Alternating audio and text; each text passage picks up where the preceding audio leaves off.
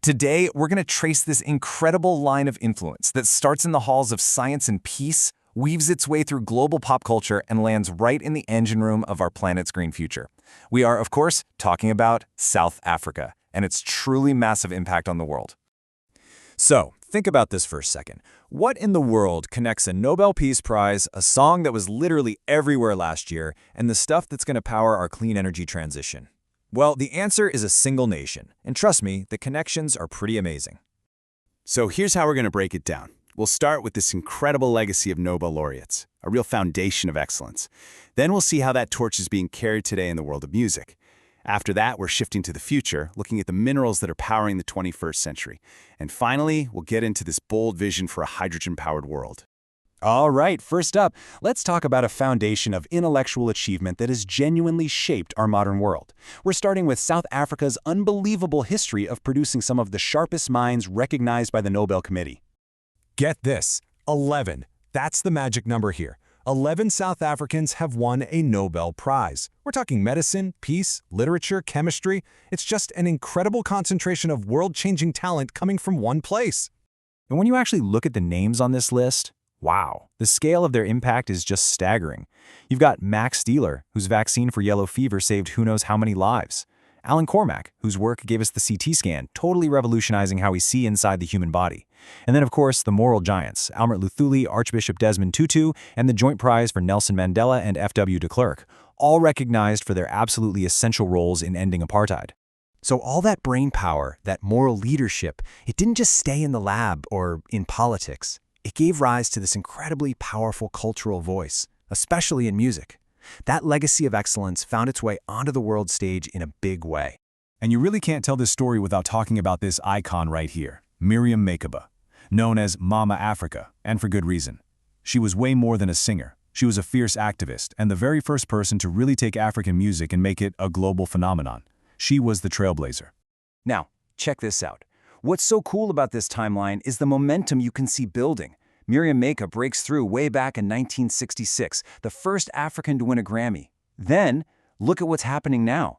The pace is picking up like crazy. In 2022, you have Black Coffee winning for Best Dance Album.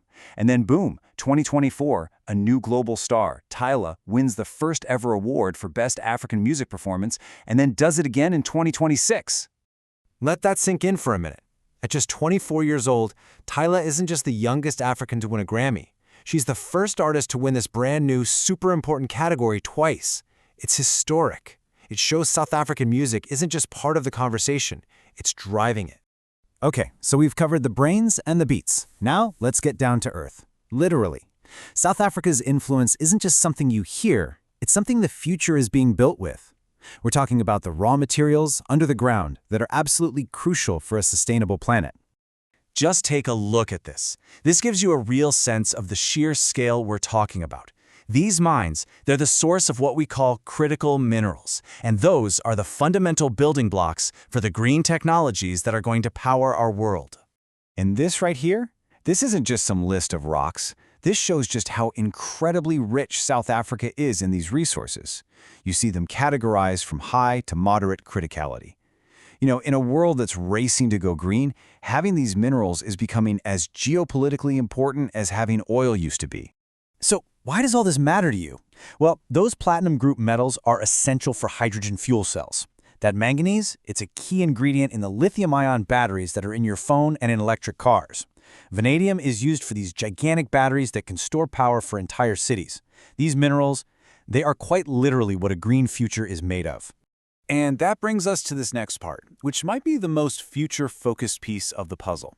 Let's zoom in on South Africa's seriously ambitious plan to become a global leader in the green hydrogen economy. So what in the world is green hydrogen? It's actually pretty simple. It's a totally clean fuel. You use renewable energy, think solar or wind, to split water into hydrogen and oxygen. Then, when you use that hydrogen for fuel, the only thing that comes out is water. That's it. Zero emissions. It's a total game changer. And look, this isn't some pie-in-the-sky dream. There is a real, concrete plan in place. Step 1, the president made it a national priority back in 2021. Step 2, they created a hydrogen society roadmap to get everybody coordinated. And Step 3, a strategy to actually commercialize it, to turn all this potential into a real working economy. And hey, this is already happening. We're not talking about some far-off future. They're already planning out these key hydrogen hubs in major centers like Johannesburg, in vital port cities like Durban, and in mineral-rich areas like Limpopo. The ball's already rolling. So there you have it. We've drawn a line from Nobel Prize winners who changed how we see the world, to artists who are changing what the entire world listens to, all the way to the very elements that are going to power our shared future. South Africa's influence is just undeniable.